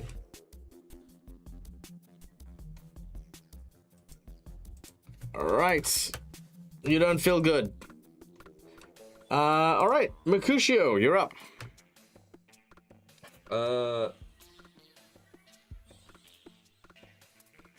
Can I assume that my sword is also on my table near me? No. No. No. Damn, I must have left it in my quarters that I don't have. All right, well then I guess one action. So I just realized I am able to reapply overdrive again, attempting for a critical success. If I get a success again, nothing changes. It doesn't increase the time for it or anything. Mm-hmm. But I can still reattempt it to try to get to a critical success. But if it, however, if I critically fail, my overdrive just automatically ends. So I will retry that. That is not a critical success, so nothing changes. And then I will just shoot him again. All right, let's do it. Merc tries to push the overdrive, nothing really changes, so, well... The attack sadly misses. Gonna shoot a second time. All right, let's do it. Another At least miss. it's not a critical miss. All right. Elwin, you and Gareth will arrive on scene at this point in time. Elwin, you're up first. You can see that that Carlina has this large tentacle attached to her leg, which is slowly causing her leg to wither. Now, you're kind of looking at the leg that it's attached to. It's almost like a toothpick. It's basically been drained so deeply. It's also twisted and gnarled as the bones have been warped. Okay. Can I target the needle?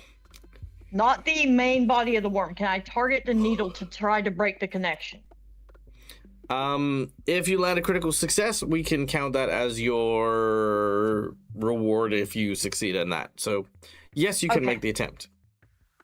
Okie dokie. Cool. In that case,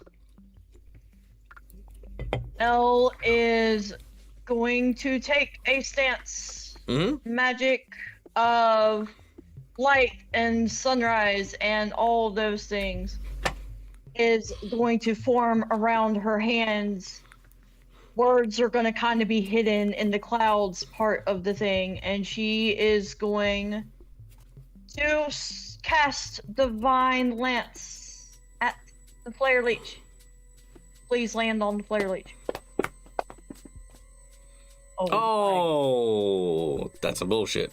Did you, it doesn't look like you rolled it on him, though. Yeah, I thought I did. Okay, let me try one more time. There you go. Sometimes on the combat tracker, I have a little bit of trouble, sorry. But yeah, let's go. Please hit. Oh my Jesus, jumping God. It's All still right. not rolling on. I don't know, let me try something real quick. Are you dropping it or are you rolling it? I did one of each, and it just missed. All right, hold on. Let me try this. So Divine Lance. Yeah, that's looking. I mean, it's fair. All right, so that looks fine. Yeah. Now, are you grabbing the blue dice?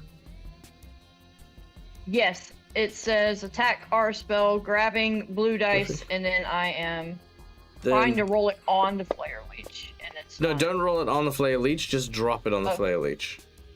Okay, my apologies. Let's try that again. Yeah. And it doesn't go through at all if I just straight drop it in there. Really interesting.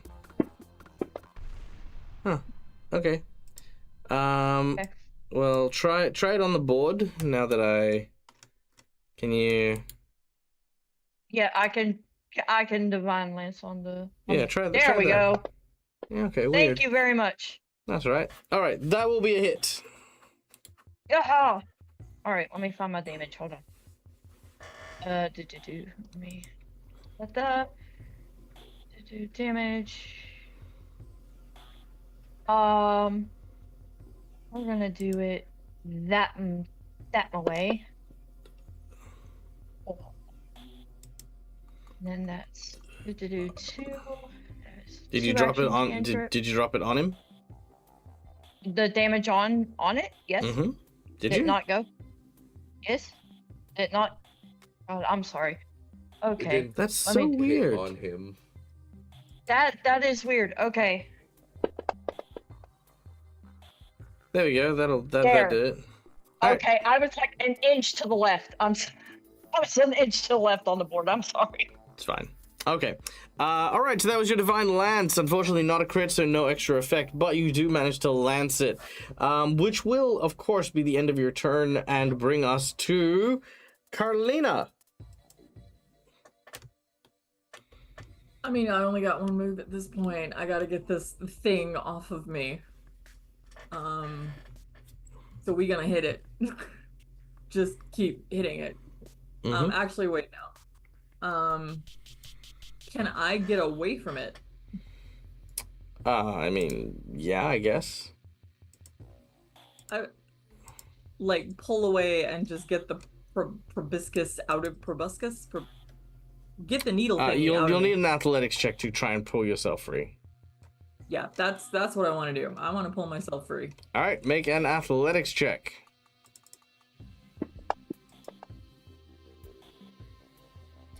Okay, 21. Your target number is 24. Ah, I would like to use my last hero point. All right, so brave. Let's see if it happens.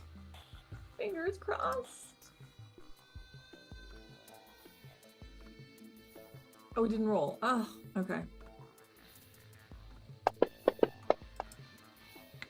Oh, come on. Okay, unfortunate, but no, you are unable to pull yourself free. I did pay money for this, Cass. I paid money you did. for this. Yes, you did. This is my fault. It's my fault. Alright. I was not able to pull myself free, so I am just gonna hit it again. Alright, go for the attack. Wow. And I have no hero points left. You do not. I've tried so hard. Alright. It is Um, my favor. let's see. What is it even going to do? It is going to... Well, wait. It percentage dice first. Maybe nothing happens. Yeah, that's true. That's true. Roll your percentage. Like, hang on before you start getting all evil. Yeah, I mean...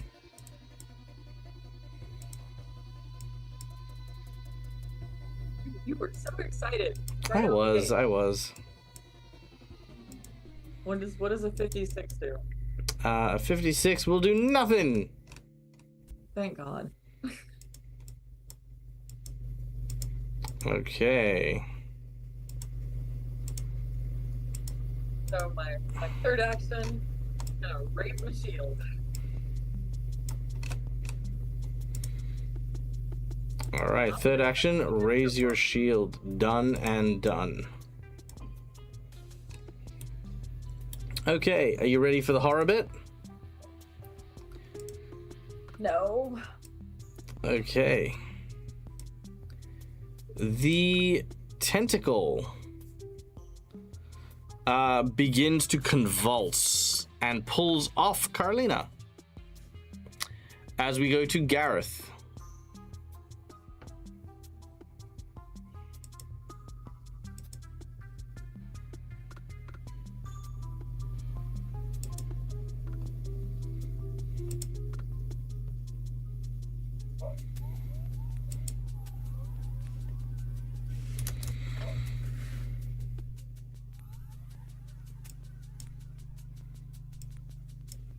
Silence, wizard.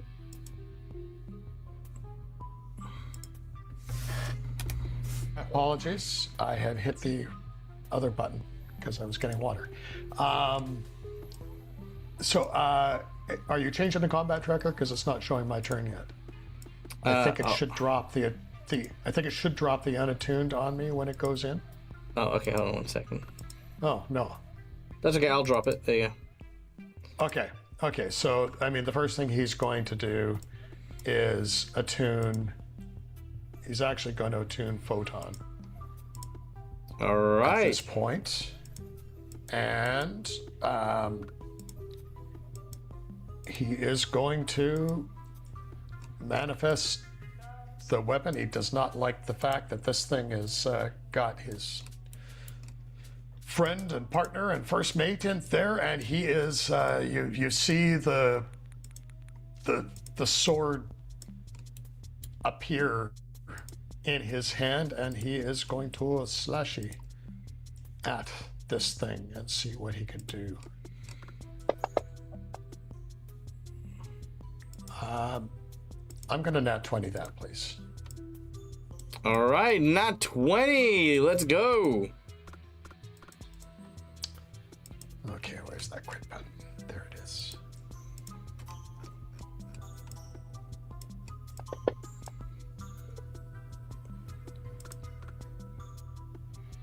So, takes 21 points of damage. Ooh. I think that is... Oh, it is basically enough to kill him, because it is the do or die. Okay.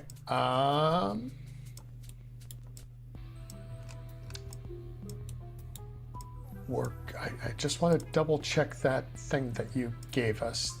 It's Bastion. So now that I'm attacking people get bonuses if he survives this thing. But I think do or die.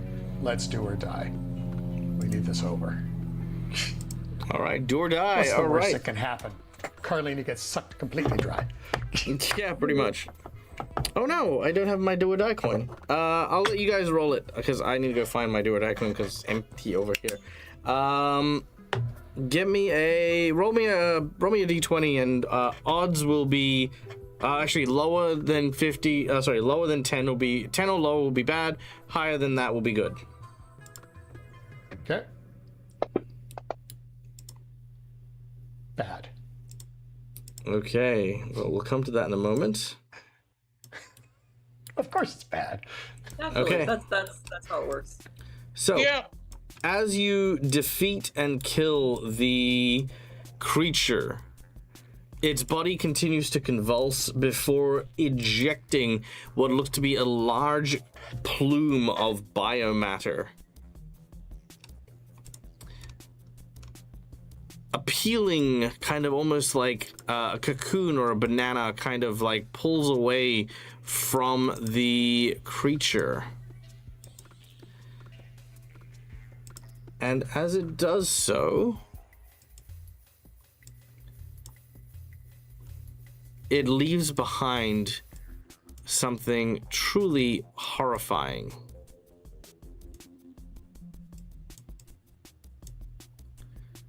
It leaves behind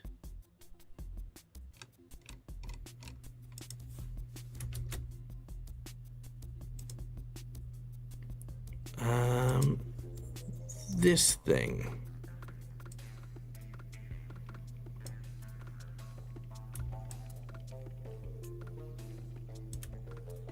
Okay. What you see is Carlina. But not Carlina. Pale, white, almost entirely comprised of bone. Eyes blackened and dark. And it seems to be mouthing something. Slowly.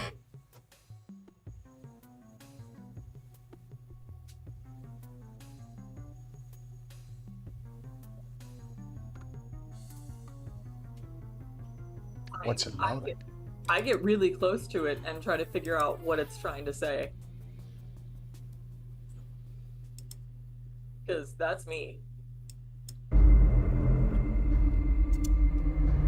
We are free, and we shall come for you. Mercutio belongs to us, and now so do you.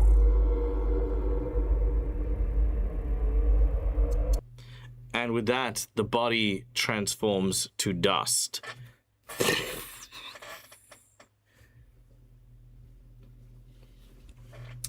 As we pan away, Oh boy. as we pan away from the ship, there is, in a nearby distant space, a large conglomeration of darkness nestled inside the heart of what looks to be a dying star. A shadow envelops the entire of this large celestial body. And as it does so, almost consume this glowing orb, turning it black and dark with these tendrils that reach outwards. Each tendril seems to have a bump on it. Tens of thousands of these bumps that comprise each long appendage. And every single bump, one of those eggs that landed on the ship. The creature awakens. It knows its thrall. and it makes its way in the endless darkness to consume that which it owns and that which belongs to it. And that is where we're going to end today's session. All the spooky horror eldritch bullshit. Yay! Eldritch bullshit, go. Yeah. That's bullshit. I choose you. All right. Well, I hope you guys enjoyed today's session. We had a lot planned and stuff. Now, because I feel like if I don't actually do this, I am going to cry. Okay, you guys, up until the point where you stopped moving, you guys had made some progress into the next hex. Because by thunder, you actually need to make some progress. You are now 2 hexes away from your objective. And the new mechanic basically is this. At any given time, you have you only have a 5% chance of encountering the creature inside the Pact Worlds, right? Inside of these kind of in-between spaces. Occupied regions, such as the Vesk territories and the Pact World territories, only has a 1% chance of encountering it. However, any of the spaces outside of these hex grids is a 25% chance to encounter it. Mm-hmm. So there you go. Oh boy. In regards, Thanks, Carlina. Okay, yeah. or Mally. In regards to the bone marrow sucking and the warping of the leg, there are plenty of medical things that Elowin can do in order to restore that. It's not too much of an issue. It's just going to be a messy biological fixing thing. So yeah, don't worry, you're not maimed or anything like that. But yeah, I hope you guys enjoyed that. I know that the assassin you guys kind of complied with the assassin, which I thought there was going to be more conflict, but you know, unfortunately the clone couldn't get away and did end up getting shot. But do you want to know the big secret that you guys will now, you know, kind of, I mean, this is the only way you guys for you to know, is they were both clones.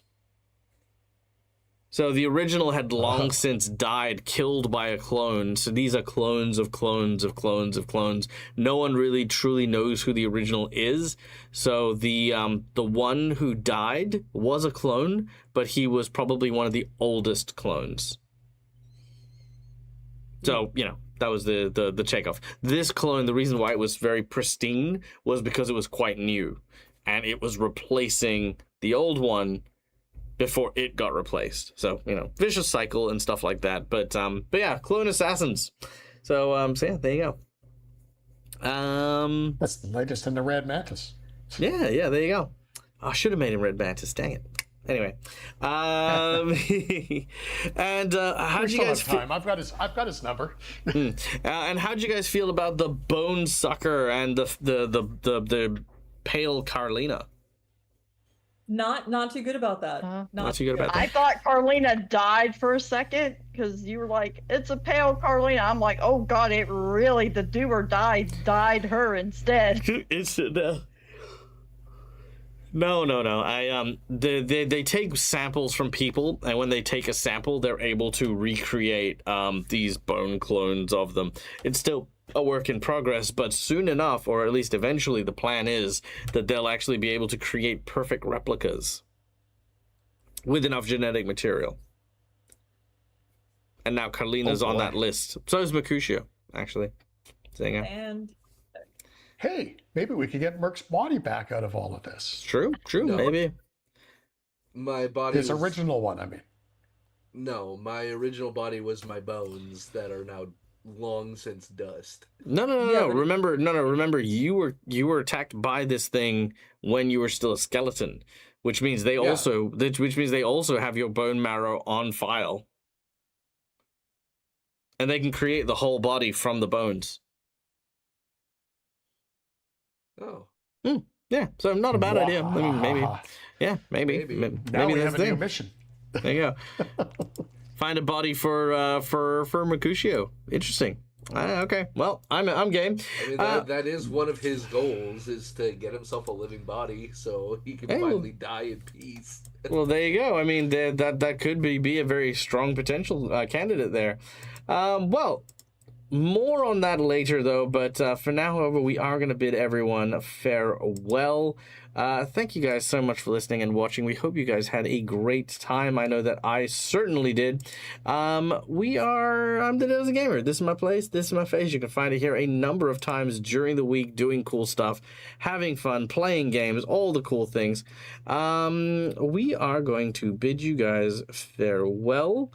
And, these guys look cute as heck. We are going to go and raid Rick P. Griffin, which looks like they're playing an animal-themed Pathfinder game. So we're going to go and send some love their way.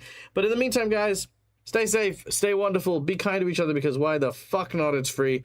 And until we meet again, game hard or die trying. Good night, folks! Bye! Bye all. Bye! Oops.